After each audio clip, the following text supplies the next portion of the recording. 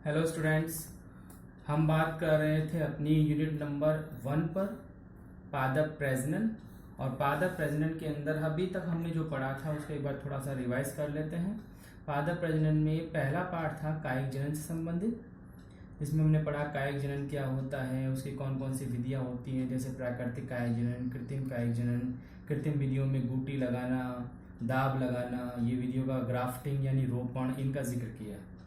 दूसरा पार्ट अपना था कि इस तरीके से पौधे के नर जननांग और मादा जननांग की व्यवस्था होती है, यानी कि पुंगंग और जायांग, कैसे उनके अंदर नर और मादा युग्मक बनते हैं, यानी कि परागकण कैसे बनता है, गुरु बीजाणु कैसे बनता है, लघु बीजाणु कैसे बनता है, क्या क्या बीजांड की व्यवस्थाएं होती हैं, बीजांड के प्रकार क्या होते हैं। ये दूसरा पार्ट था हमारा। तीसरा पार्ट था पौधे में कैसे परागण होता है, यानी कि स्वपरागण, पर परागण, कैसे निषेचन होता है, दोहरा निषेचन, कैसे भ्रूण का विकास होता है, कैसे भ्रूणपोष के प्रकार क्या क्या होते हैं।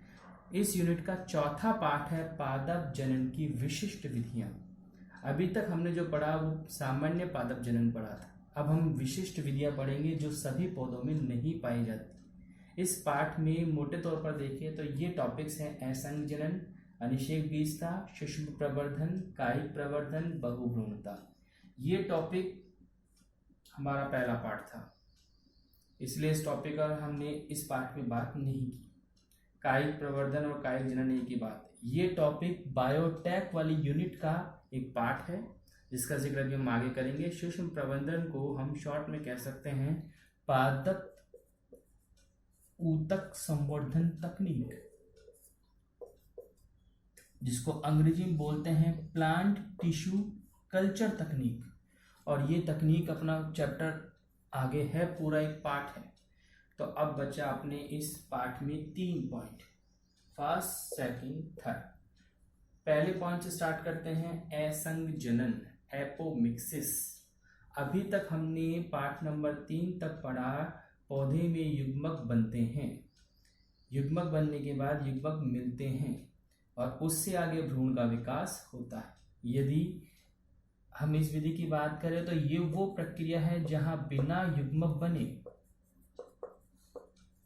यानी युग्मक निर्माण नहीं होगा। और जब युग्मक नहीं बनेगा तो कौन सा विभाजन नहीं होगा, क्योंकि युग्मक बनते समय हमने पढ़ा था कौन सा विभाजन होता है, अर्धसूत्री। तो बिना अर्धसूत्री विभाजन किसका विकास होता है, भ्रूण का। यानी असंग जनन एक ऐसी प्रक्रिया है जहां बिना युग्मक बने, बिना युग्मक निर्माण के, बिना अर्धसूत्री विभाजन के, बिना निषेचन के, और किसका विकास हो जाता है, भ्रूण का विकास। अब ऐसा भ्रूण जो है वो या तो n यानी अगुणित हो सकता है या 2n हो सकता है। ये कैसे, अभी हम बात कर। इस आधार पर असंग जनन को मोटे तौर पर 2 पॉइंटों में डिवाइड किया। बीजाणुद्भिद, आपको याद होगा बीजाणुद्भिद पीढ़ी को हम 2n से प्रेजेंट करते हैं। युग्मकोद्भिद यानी कि n। अगर भ्रूण का विकास किसी 2n कोशिका से हो रहा है, भ्रूण का विकास 2n कोशिका से हो रहा है, तो इस टाइप का असंग जनन क्या कहलाएगा, बीजाणुद्भिद। अब ये 2n कोशिकाएं क्या हो सकती हैं, जैसे पिछले पाठों में हमने एक पॉइंट का जिक्र किया, बीजांड, बड़ा क्वेश्चन था अपना। और बीजांड में कुछ कोशिकाएं भरी होती है जिन्हें हमने नाम दिया था बीजांड काही कोशिकाएं। और ये कोशिकाएं सूत्र गुणिता के हिसाब से कैसी होती है, 2n। अगर ये कोशिकाएं बिना निषेचन के भ्रूण बनाती हैं तो ऐसा भ्रूण खुद कैसा होगा, ऐसा भ्रूण होगा 2n, क्योंकि निषेचन हुआ नहीं, इसलिए 2n से बनने वाली संरचना 2n होगी। तो यहाँ पर बीजाणुद्भिद असंग जनन पाया जाता है। दूसरा शब्द है युग्मकोद्भिद असंग जनन, ऐसा असंग जनन जहां पर भ्रूण का विकास किसी अगुणित कोशिका से होता है और ये अगुणित कोशिका बिना निषेचन के भ्रूण बनाती। निषेचन नहीं हुआ तो इसलिए बनने वाला भ्रूण भी कैसा होगा, n। अब यहां पर 2 स्थितियां हैं। अनिषेक जनन, जब अंड कोशिका बिना निषेचन के भ्रूण बनाती है।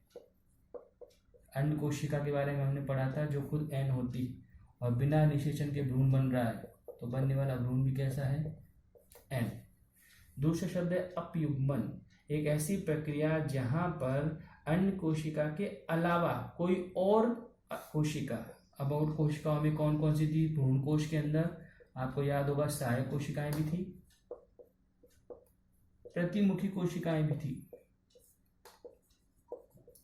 अगर ये कोशिकाएं और ये दोनों ही टाइप की कोशिकाएं कैसी थी? एन, जो सामान्य जनन के दौरान नष्ट हो जाती, ये दोनों कोशिकाएं अगर भ्रूण बनाती है तो इस प्रक्रिया को क्या बोलते हैं? अपयुग्मन। तो छोटी छोटी परिभाषाएं देखो, ये पार्ट पूरा थ्योरेटिकल है। फिर समझ लीजिए, असंघ जनन एक ऐसी प्रक्रिया जहां बिना युग्मक निर्माण के, बिना अर्धसूत्री विभाजन के किसका विकास हो जाता है? भ्रूण का।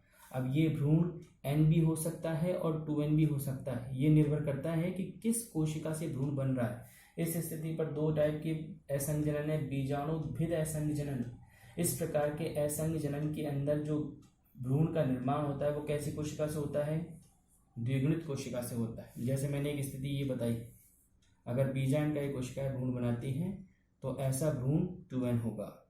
सेम ऐसे दूसरे शब्द युग्मकोद्भिद असंघ जनन। इस प्रकार के असंघ जनन में भ्रूण का निर्माण किससे होता है? अगुणित कोशिका से, और ये अगुणित कोशिका बिना निषेचन के भ्रूण बनाती। अगर निषेचन होता तो n से n मिलता और बनने वाली संरचना क्या बनती? 2n। मैंने कहा बिना निषेचन के, तो ये n तो मिला ही नहीं, तो बनने वाला भ्रूण भी क्या होगा? n ही होगा। अब यहाँ पर दो स्थितियां बन सकती है, अनिषेक जनन जब अंड कोशिका से भ्रूण बनता है, और अपयुग्मन जब सहायक कोशिकाओं से या प्रतिमुखी कोशिकाओं से भ्रूण बनता है।